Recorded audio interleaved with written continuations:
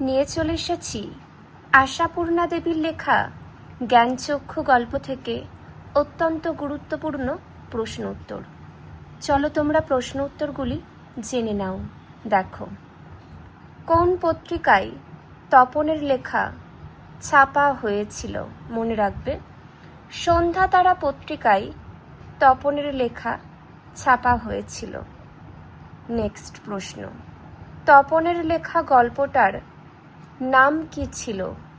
তপনের লেখা গল্পটার নাম ছিল প্রথম দিন। পরবর্তী প্রশ্ন, তপনের লেখা গল্প সংশোধন করে দিয়েছিল তপনের ছোট মেসো। পরবর্তী প্রশ্ন, ছোট মেসো কি নিয়ে তপনদের বাড়ি বেড়াতে এসেছিলেন? ছোট মেসো সন্ধ্যা তারা পত্রিকা নিয়ে তপনদের বাড়িতে বেড়াতে এসেছিলেন। পরবর্তী প্রশ্ন, বুকের রক্ত ছলকে ওঠে তপনের।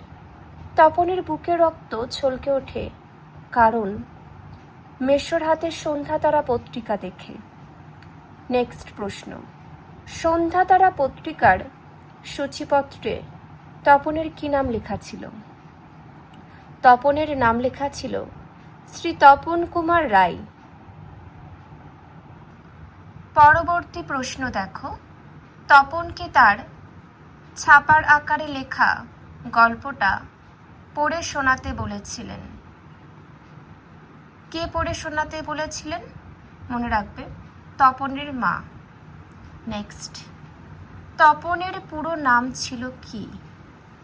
তপনের পুরো নাম ছিল শ্রী তপন কুমার রায়। মনে রাখবে, এটা খুবই গুরুত্বপূর্ণ। পরবর্তী প্রশ্ন দেখে নাও, প্রথম দিন গল্পটির লেখক হলেন শ্রী তপন কুমার রায়। পরবর্তী প্রশ্ন দেখো, ক্রমশ ও কথাটাও ছড়িয়ে পড়ে। কথাটা হলো গল্পের কারেকশনের কথা। পরবর্তী প্রশ্ন, আমাদের থাকলে আমরাও চেষ্টা করে দেখতাম।